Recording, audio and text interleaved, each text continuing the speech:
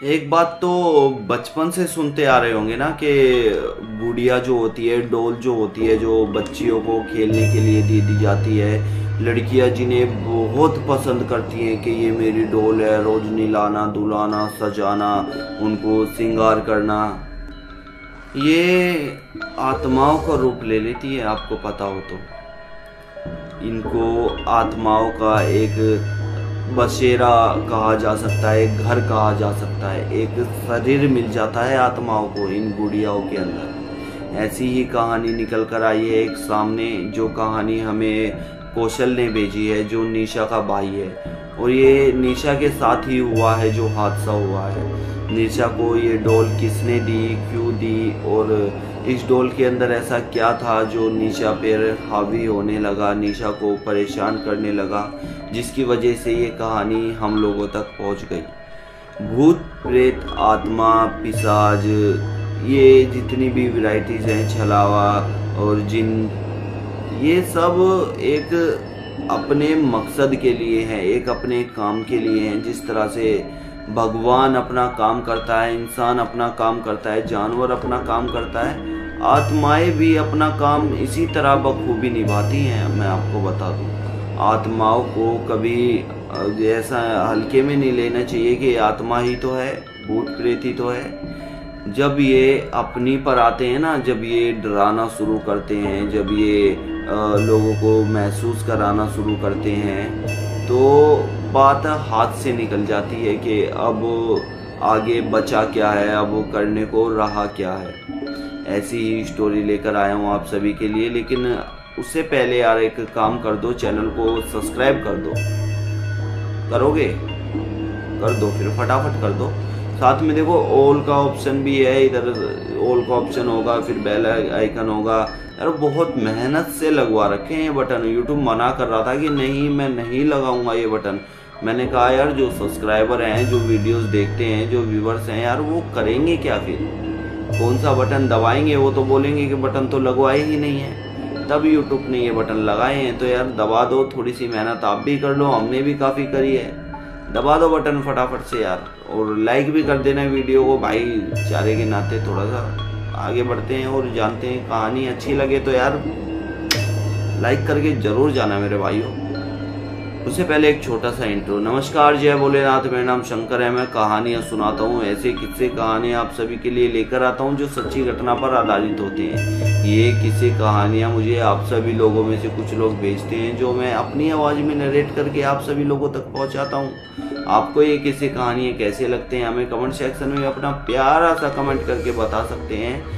या फिर प्यारी सी गाली देना चाहो तो वो भी दे सकते हो, क्योंकि यार हम कुछ भी चीज़ आशीर्वाद समझ के ले लेते हैं। दे दो जो देना चाहो। ये कहानी जिस पर बेस्ड है वो इंडिया की एक लड़की पर बेस्ड है। तो चलो बढ़ते हैं आगे और जानते हैं कि गुड़िया जो डॉल होती हैं वो क्यों भूतिया बन जाती हैं और किस तरह की एक कहानी है।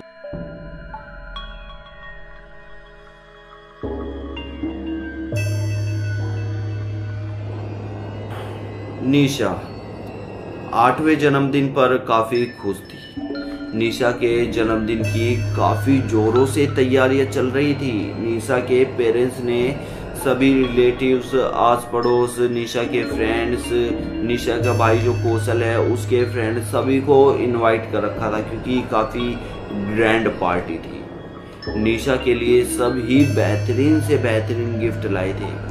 निशा की पड़ोस वाली आंटी, जिसे मेगा आंटी कहा करते हैं, वो भी निशा की इस पार्टी में आई थी निशा के लिए एक गिफ्ट लेकर। निशा का जब बर्थडे केक कटा तो निशा को सभी ने गिफ्ट दिया और साथ ही मेगा आंटी ने भी गिफ्ट दिया। मेगा आंटी का गिफ्ट लेने के बाद निशा बेहद खुश थी, क्योंकि मेगा आंटी ने काफ़ी समय पहले ही निशा को ये बोल दिया था कि घर में जो डॉल रखी है वो मैं तुम्हें दे दूंगी। क्योंकि निशा जब भी मेगा आंटी के घर जाती थी उस डॉल से खेलती थी, वो बेहद पसंद थी, लेकिन मेगा आंटी उस डॉल को किसी को नहीं देती थी। लेकिन मेगा आंटी ने ये निशा को डॉल दे दी, जिसके बाद निशा की हालत काफ़ी ज़्यादा ख़राब होने लगी, तबीयत काफ़ी ज़्यादा ख़राब होने लगी। निशा के पेरेंट्स को ये समझ नहीं आ रहा था कि निशा के साथ आखिर ये हो क्या रहा है, आखिर निशा को किस तरह की प्रॉब्लम हो रही है। निशा को कई डॉक्टर, कई हॉस्पिटल, कई जगह दिखवाया गया, लेकिन निशा को कोई ऐसी मेजर प्रॉब्लम नहीं मिलती थी जिसका इलाज डॉक्टर कर सकते हैं। निशा धीरे धीरे करके काफ़ी कमज़ोर होने लगती है। निशा का स्कूल भी छुटवा दिया जाता है। निशा अब अपने घर से ज़्यादा मेघा आंटी के पास रहने लगी थी।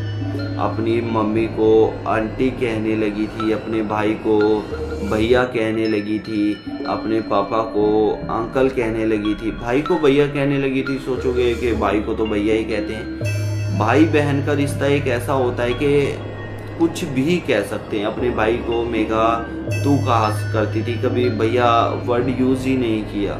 भैया तो और बाहर वाले कहते हैं ना, अपनी बहन है तो कुत्ता कमीना कुछ भी कह सकती है यार, बहन है, उसका हक है ये।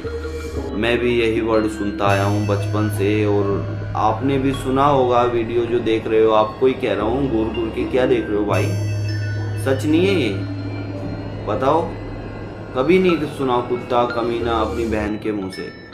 झूठ मत बोलना भाई, देखो फूंक मार दूंगा, ऐसे काला जादू आता है मुझे। तो निशा अब अपने भाई को भैया कहने लगी थी। निशा हमेशा ही अपनी मेघा आंटी के घर रहने लगी थी, लेकिन निशा के शरीर को देखकर, उसकी बीमारी को देखकर निशा के पेरेंट्स काफ़ी परेशान थे। ये सोच रहे थे कि निशा को हुआ क्या है। धीरे धीरे निशा अब अपना नाम सीमा बताने लगी थी कि मैं सीमा हूँ, मेरा नाम सीमा है। अब सीमा कैरेक्टर को इंट्रोड्यूस करते हैं। सीमा मेघा आंटी की बेटी है, जो आज से करीब 6 साल पहले गुजर चुकी है। मेघा आंटी आज तक माँ नहीं बन पाई, क्योंकि मेघा आंटी ने कभी अपनी बच्ची से ज़्यादा किसी और से प्यार किया ही नहीं, जिसकी वजह से मेघा आंटी ने दूसरे बच्चे को भी ना जन्म दिया, ना कहीं से लिया, कुछ नहीं किया। बल्कि अब मेघा के पास किसी भी तरह का कोई बच्चा नहीं था। लेकिन मेघा ये जानती थी, ये महसूस करती थी कि मेरी बच्ची मेरे आसपास ही है, मेरी बच्ची मेरे साथ ही है। मेघा की जो बेटी सीमा थी, वो उस डॉल से ही खेला करती थी। वो फेवरेट डॉल थी उसकी, जो मेघा आंटी ने अब निशा को दे दी थी। निशा इस डॉल को लेकर बहुत ज़्यादा खुश थी। ऐसा लग रहा था कि अब सबसे ज़्यादा अगर निशा को कुछ पसंद है तो वो सिर्फ ये डॉल है। सबसे पहले उस डॉल को खाना खिलाना, सबसे पहले उस डॉल की केयर करना, उस डॉल को रोज नहलाना, उस डॉल की मेकअप करना, उस डॉल को खिलाना, निशा का ये रूटीन बन चुका था। यहाँ तक कि निशा ने अपना स्कूल भी छोड़ दिया था। निशा अब उस डॉल के साथ ही 24 घंटे खेलती रहती थी। रात को जब निशा सोती थी तब भी वो डॉल अपने पास में ही लेकर सोती थी, और निशा ने तो अपने घर जाना ही बंद कर दिया था, वो मेघा आंटी के ही पास रहती थी। लेकिन जब निशा के पेरेंट्स को एक बात पता चली, जिसके बाद मेघा आंटी के साथ भी बहुत गलत हुआ, और निशा के साथ तो हो ही रहा था। कहानी का नेक्स्ट पार्ट में पता चलेगी आपको। अब कमेंट सेक्शन में फटाफट से बताओ नेक्स्ट पार्ट कब लेकर आऊँ। साथ ही आपको कहानी अच्छी लगी हो तो चैनल को सब्सक्राइब करना, बेल आइकन को प्रेस करना। साथ ही अगर आप चैनल को सब्सक्राइब करने के साथ ही कमेंट कर देंगे तो यार काफ़ी अच्छा लगेगा, महसूस होगा, दिल को ठंडक पहुँचेगी। फटाफट कर दो। आज की कहानी में इतना ही। नमस्कार, जय भोलेनाथ। मेरा नाम शंकर है। मिलते हैं नेक्स्ट पार्ट में।